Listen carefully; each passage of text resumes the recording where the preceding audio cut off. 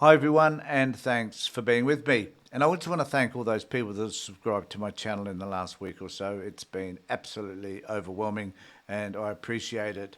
And it kind of has made me think, well, you know, with that many people supporting me and the very supportive comments that I've got, I've got to keep producing the goods. So I'm going to try and do that today by talking about a subject which has been I've been considering for some time, but came to the fore yesterday when I watched a recent TED talk by Carol uh, Cadwallader. Can't pronounce, sorry, Carol's surname, Cadwallader. Now, Carol was a journalist for a newspaper for The Guardian. I forgot who that is, but she certainly was a journalist with The Guardian. And she gave a talk at TED about 7 or 8 years ago, maybe. And in that talk, uh, the she criticised the Brexit campaign, and she criticised the impact that social media had on that. Now, as a result of that, she was taken to court by um, by the oligarchs, by the social media people who decided that there were some elements of the talk that they disagreed with, and therefore they would sue her. Now, this changed her life immensely. And as a result of all of that, she's decided that she's going to fight back. So in an article which she wrote, she talked about what this actually had done to her. Um, and she says in 2019, my first TED talk entitled Facebook's Role in Brexit and the Threat to Democracy sent a shockwave across the conference, then the internet, and then my life. I ended up facing a defamation suit over 19 words contained in it that ate up my time, energy, as time went on, my sanity. And I just wanted to have, I guess, a conversation with you about where social media sits in our lives and how influential social media can actually be.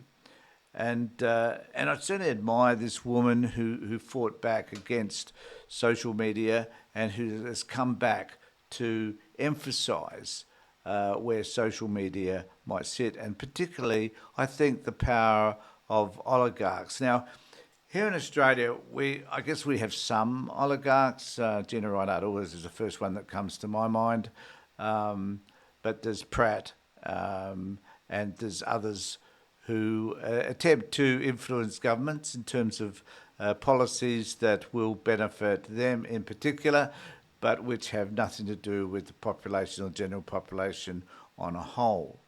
And and the other thing that came to me when I was considering doing this podcast was that there there are lots of ways by which social media tend to control our lives, the data that they gather on us, the third parties that they sell that data to, and the impact that has on us in terms of being bombarded by advertisements and so on. Now, there might be some of us who don't really care about giving up our data, giving up information about us. We do it all the time. Every time, if you want to buy a product from Amazon, obviously you give up your credit card details, you give up information about where you live, and so on. And if you're into TikTok, which many, particularly young people are, they're telling stories about themselves. They're giving up information about who they are, and they're certainly giving social media a sense as to the things they like and the things that they dislike. The type, and in my case, the side of politics you are versus other nefarious ideas that you might have that might be noteworthy. Now that information is gathered, it's stored. Now, once you've put it up, you could delete that from your file, but nevertheless, it remains somewhere on the internet in someone else's server, in an organisation's server, in one of these oligarch servers somewhere that will be stored forever. In fact, I've often thought that if I went to the United States, whether or not I would be um, expelled once I arrived, simply because of the number of posts I put out that are anti-Trump. And it's a bit of a concern, I guess, when you enter into a democracy, such as the way the United States has been, that actually could be the outcome of simply criticising a government, a democratic government so-called, as is the case in the US. So life's changed, things changed, the world particularly has changed. So I just want to take to this point. So the FTC, which stands for Federal Trade Commission in the United States, it did a report, put out a report last year, sometime before Trump actually became president. And in that report, they had some really, really, I think, fascinating and interesting findings. So they've accused Meta, Google, TikTok and other companies of sharing troves of user information with third parties. The social media and online companies are collecting huge troves of your personal information on and off their websites or apps and share it with a wide range of third-party entities. A new Federal Trade Commission staff report on 9 tech companies confirms. The FTC report published on Thursday looked at the data gathering practices of Facebook, WhatsApp and so on. The majority of the company's business models incentivise the tracking how people engage with their platforms, collecting their personal data and using it to determine what content and ads users see on their feeds, the report says.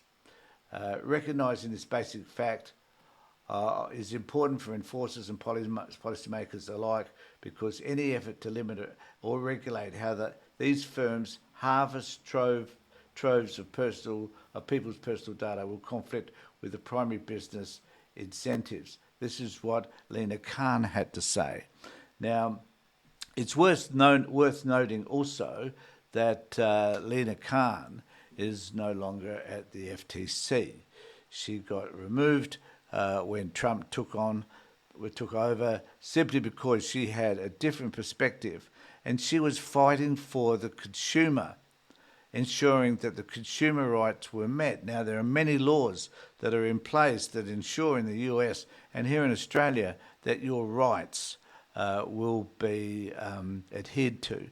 Now, she has been removed, and there's this interesting interview with her, which I'll show you on MSNBC. So this goes for about the 3 minutes of this I'm going to show you.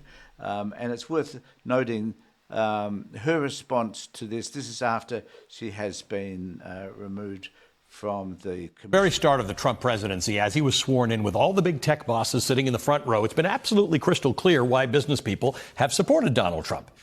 They will choose deregulation over everything, over democracy, over fairness, over being able to attract workers. Business will choose deregulation over everything. People have been asking me, will the business community stand up to Trump? Zero chance. Why would they? They got the deal they wanted, and so did Trump. As the Wall Street Journal reports yesterday, Trump spent the months before taking office hosting lavish dinners for healthcare executives, raking in hundreds of millions of dollars from them in return for influence. And remember back in May when Trump asked oil executives at Mar-a-Lago for $1 billion donation while promising to slash policies on electric vehicles and wind energy? Trump's approach to business leaders totally ignores the responsibility of the U.S. government to regulate business and protect consumers. And we're witnessing in real time now the corrosive effect of unchecked corporate power and wealth.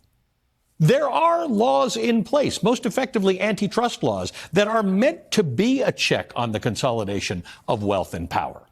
Those laws were wielded to great effect by the Federal Trade Commission in the 3.5 years that Lina Khan chaired the agency.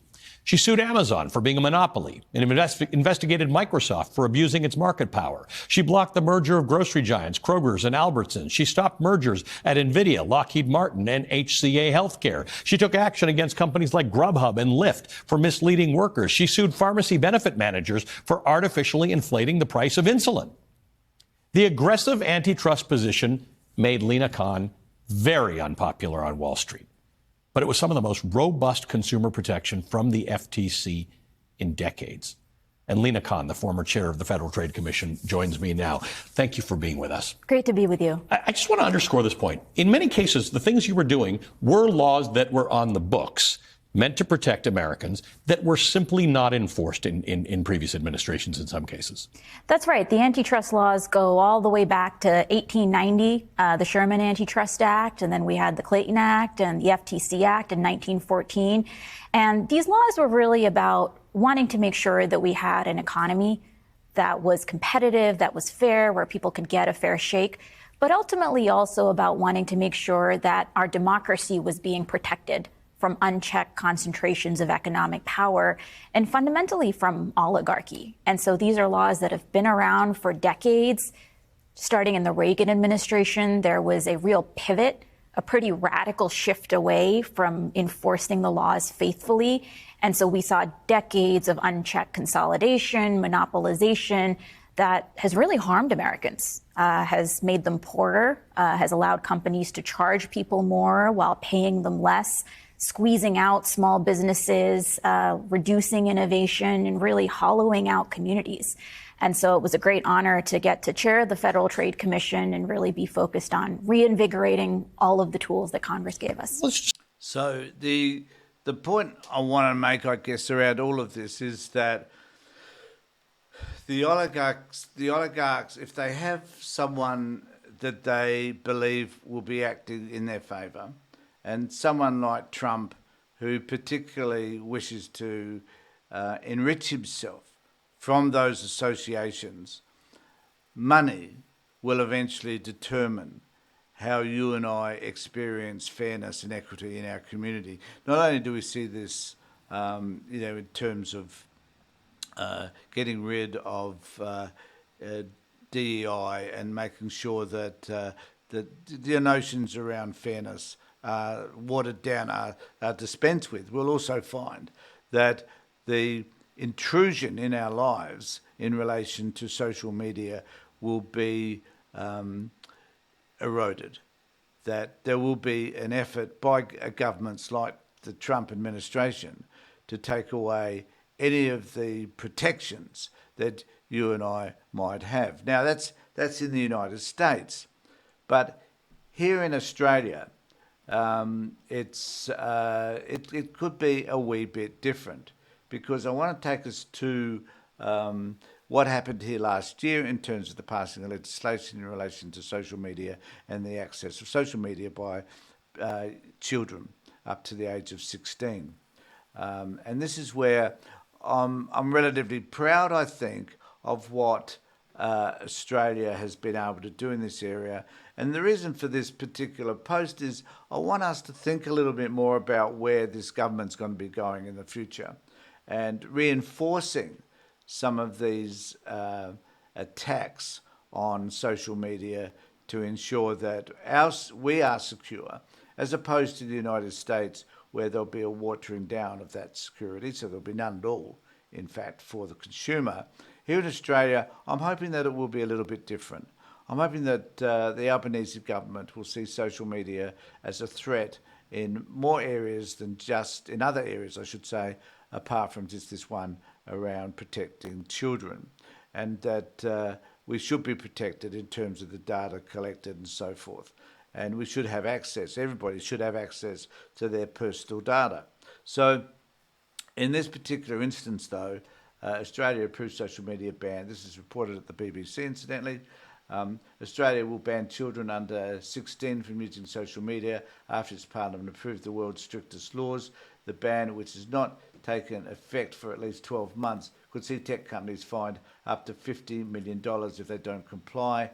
Albanese says the legislation is needed to protect young people from the harms of social media, something many parent groups have echoed. But critics say questions over how the ban will work and its impact on privacy and social connection have been left unanswered. And I need to say on that social connection front is that,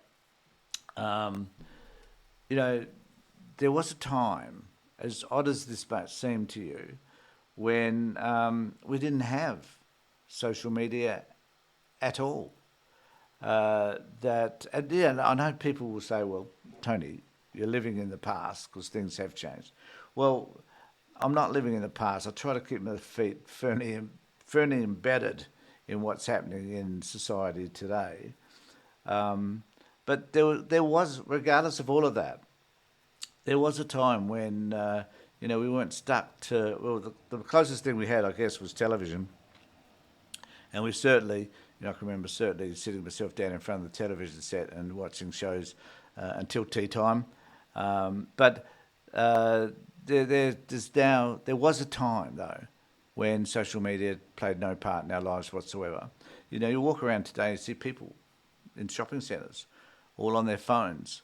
That's sending messages to others, not realising that the messages that they're sending are stored, and that those messages tell a story about who that person is, the things that you're having conversations with, the topics that you're having conversations about, the people that you're talking to. All that information about you is being stored. But here in Australia, we've at least decided, rightfully I think, that we need to restrict social media content for children.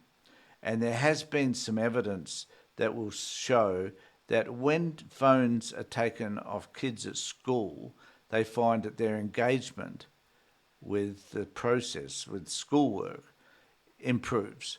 And the results mean that they have better outcomes as a result of all of that. So it is important to be able to find ways to confront some of these issues.